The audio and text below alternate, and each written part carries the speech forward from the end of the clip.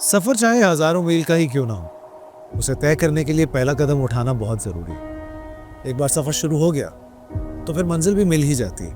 آپ کو یاد ہوگا یہیں کھڑے ہو کر میں نے اپنے دوستوں سے اپیل کی تھی کہ وہ اس مشن میں میرا ساتھ دیں، اور مجھے خوشی ہے کہ آج بلوچستان اور خیبر پختونخوا کے تو بہت ہی معزز اور نامور فنکاروں نے میرا ساتھ دیا۔ السلام علیکم۔ السلام علیکم فہد، بہت بہت شکریہ۔ السلام علیکم۔ السلام علیکم عباس۔ چلیے اب نکلتے ہیں ہم اپنے سفر پر۔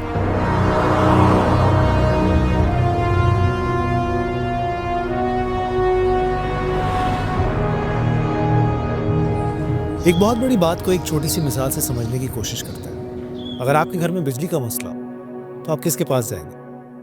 ظاہر سی بات ہے الیکٹریشین کے پاس۔ اگر بچے کی تعلیم کا مسئلہ ہو تو ٹیچر سے رجوع کریں، اور اگر بچہ بیمار ہو تو ڈاکٹر کے پاس جائیں۔ ڈاکٹر صاحب، سوال یہ ہے کہ دیہات سے لے کے شہروں تک آخر کیا وجہ ہے کہ پولیو اتنی خطرناک صورتحال اختیار کر گیا؟ اس کی وجہ سنی سنائی باتیں، غلط انفارمیشن اور معلومات کی آگاہی نہ ہونا۔ پولیو ایک لاعلاج مرض ہے۔ پولیو سے بچاؤ کے 2 قطرے جو ہے اس خطرناک بیماری سے محفوظ رکھ سکتے ہیں۔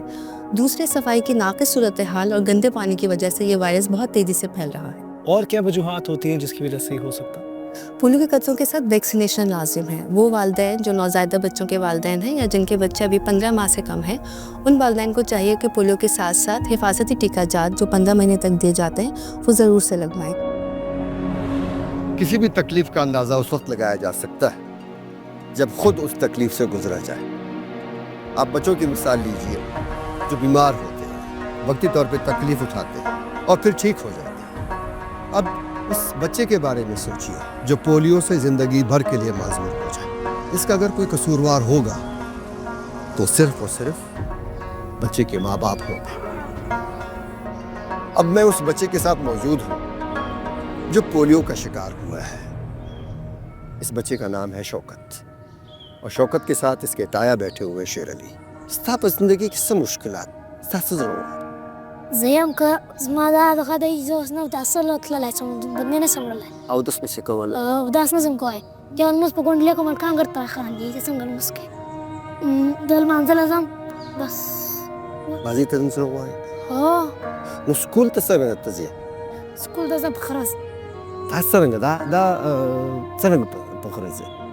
بس وخره دا وخت بخار کړه تیښت ناوړي خورې مې لتاف بس ما ته سړی کول لري دی 3 موټر یا 3 موټر کلومیټر لري دی کلومیټر لید اوس موږ لای ځو ورځو۔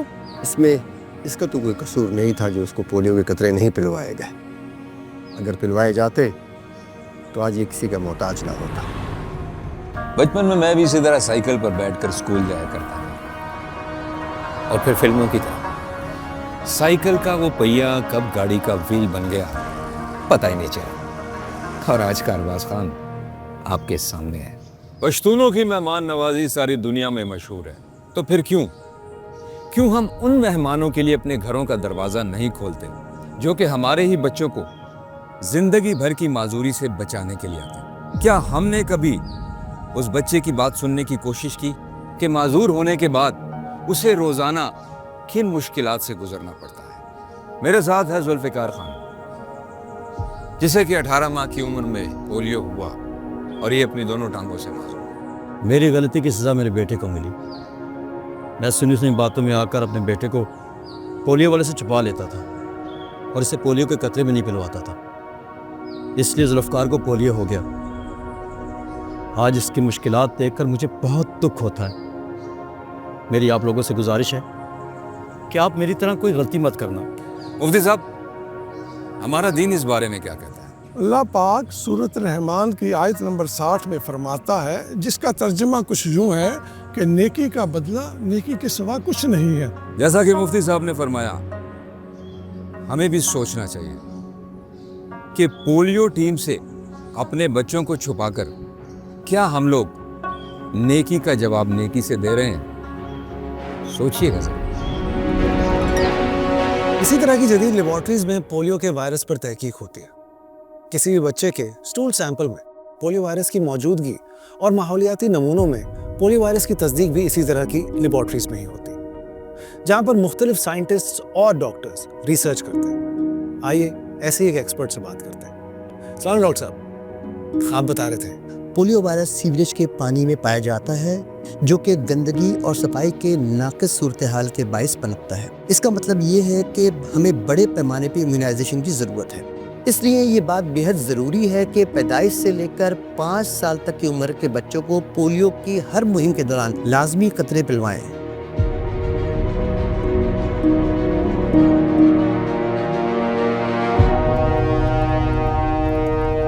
अब वो वक्त आ गया है कि हम अपने तजुर्बात एक दूसरे के साथ शेयर करें।